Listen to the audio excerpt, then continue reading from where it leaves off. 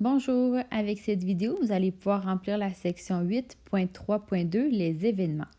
Commençons avec l'intersection de deux ensembles. Le symbole associé à l'intersection est un U à l'envers comme ça, et l'intersection est souvent associée au mot « et » en probabilité. Cette intersection représente les éléments communs des deux ensembles. Allons faire un exemple ensemble. Représente le diagramme de Venn. Donc, un diagramme de Venn, c'est ce qu'on voit juste en dessous, des deux événements suivants parmi les nombres de 1 à 20. Alors, l'univers des résultats possibles, qu'on nomme par la lettre oméga, c'est en fait les nombres de 1 à 20 et on doit les écrire entre accolades séparées de virgules. Donc, 1, 2, 3, 4,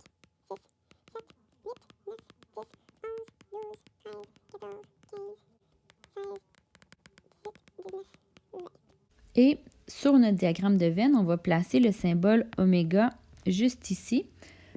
Donc, oméga va représenter en fait tout l'encadré qu'on a autour de notre diagramme de Venn.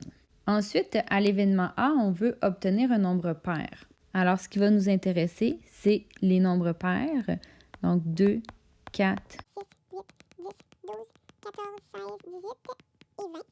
L'événement A, on va l'indiquer ici. Donc, ça va être le premier ensemble qu'on voit ici. Ensuite, l'événement B, obtenir un nombre supérieur à 10. Donc, ici, nos éléments sont 11, 12, 13, 14, 15, 16, 17, 18, 19 et 20. Et évidemment, l'événement B sera à côté, donc l'autre ensemble. Donc, pour remplir le diagramme de Venn, il faut toujours remplir le milieu en premier. Donc, il faut aller chercher dans nos ensembles A et B quels sont les éléments en commun, parce qu'au milieu, c'est les choses en commun. Donc là, c'est là qu'on peut utiliser notre surligneur. Donc, au milieu ici, c'est les éléments qui sont en commun dans A et B. Donc, un nombre pair qui est à la fois supérieur à 10. Donc, on a 12 qu'on écrit une seule fois ici. Ensuite, 14, 16, 18 et 20. Donc, si on regarde l'ensemble A comme ça, on voit que les nombres 12, 14, 16, 18 et 20 sont inclus. Et si on regarde l'ensemble B, ils sont aussi inclus dans le B. Ensuite, on va aller remplir soit le reste de l'ensemble A ou le reste de l'ensemble B. Commençons avec le reste de l'ensemble A. Donc, je vais changer de couleur. Donc, ce qui va aller ici, c'est tous les éléments restants dans mon ensemble A. Donc, on a 2, 4, 6, 8 et 10. On fait la même chose pour l'ensemble B. On a 11, 13, 15, 17 et 19. Mais là, il ne faut pas oublier, on doit représenter tout l'univers des résultats possibles dans notre diagramme de Venn. Donc, quand on revient dans l'ensemble oméga du départ, tous les nombres doivent se retrouver dans l'encadré. Donc là, on les repasse un à un, on vérifie s'ils sont déjà inscrits. Donc, est-ce que le 1 est inscrit dans soit A ou B? Non. Alors, le 1, on l'inscrit ici à l'extérieur des bulles, mais toujours en restant dans l'encadré du oméga qu'on a indiqué tantôt. Donc, 1, 2 est déjà placé, 3, on doit l'indiquer, 4 est placé, 5, on doit l'indiquer, 6, on l'a dans le A, 7, il nous le manquait, 8, on l'a, 9, on doit l'indiquer, 10, on l'a, 11, 12, 13, 14, 15, 16, 17, 18, 19 et 20 sont aussi tous dans l'ensemble. Alors là, nos 20 éléments sont placés. C'est à ce moment-là qu'on peut commencer à l'utiliser pour aller trouver des probabilités. Donc ici, on va s'intéresser à la probabilité d'avoir un nombre pair qui était en fait mon événement A. et qui est supérieur à 10. Donc ça, c'était mon événement B. Mais puisque j'ai qui est, donc ça veut dire et.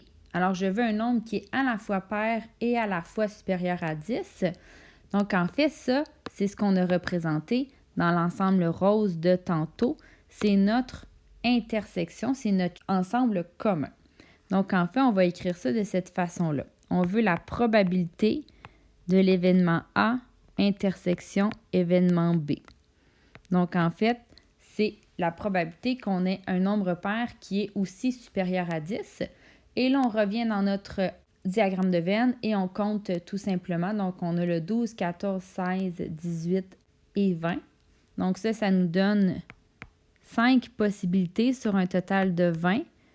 On réduit ça à une chance sur 4 ou 0,25 ou 25 % que cet événement-là se produise.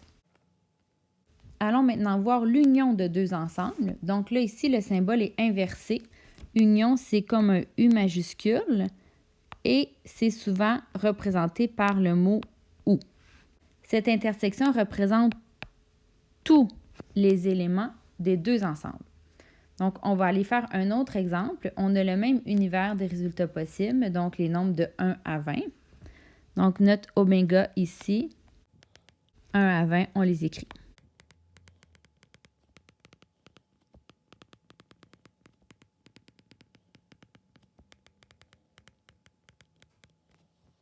On n'oublie pas d'inscrire l'oméga à notre diagramme de Venn. L'événement A, obtenir un diviseur de 10. Donc là, on sort tous les diviseurs. Donc les diviseurs, c'est les nombres qui divisent 10. On a 1, 2, 5 et 10. On met notre A dans notre diagramme de Venn. Ensuite, événement B, obtenir un nombre impair. Donc là, on a 1, 3, 5, 19.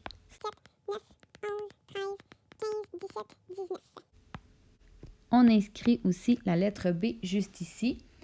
On fait le même principe que tantôt. Donc, on commence avec nos éléments communs. Donc, qu'est-ce qui se retrouve à la fois dans l'événement A et l'événement B? On a le 1 qu'on inscrit une fois et le 5. Ensuite, l'événement A, donc ce qui reste, on a 2 et 10. Événement B, 3, 7, 9, 11, 13, 15, 17, 19. On les écrit. Et on n'oublie pas de remplir le reste de notre diagramme de Venn, donc avec les éléments non utilisés. Donc, on fait le décompte au complet. 1, 2, 3, 4 n'est pas là. 5, 6, on doit l'inscrire. 7, 8, on doit l'inscrire. 9, 10, 11, 12, on doit l'inscrire. 13, 14, on doit l'inscrire. 15, 16, on doit l'inscrire. 17, 18 et 20. Donc, on rajoute 18 et 20. Donc, si on regarde maintenant la question, quelle est la probabilité d'avoir un diviseur de 10 ou un nombre impair? Alors là, au lieu d'utiliser le mot « et », on a le mot « ou ».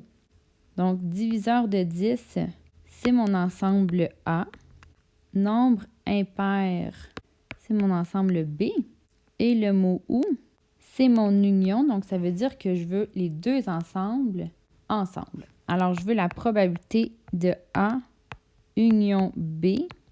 Donc, c'est en fait toutes mes deux bulles ensemble. Donc, si je rajoute de la couleur, je vais aller chercher tout ça ici. Donc, tout ce qui est à l'intérieur des bulles. On compte nos éléments. On en a 1, 2, 3, 4, 5, 6, 7, 8, 9, 10, 11, 12. Donc, 12 divisé par 20. On réduit à 3 cinquièmes ou 0,6 ou 60 %. C'est ce qui conclut les notes de cours. Une fois que vous avez tout retranscrit, votre travail est terminé.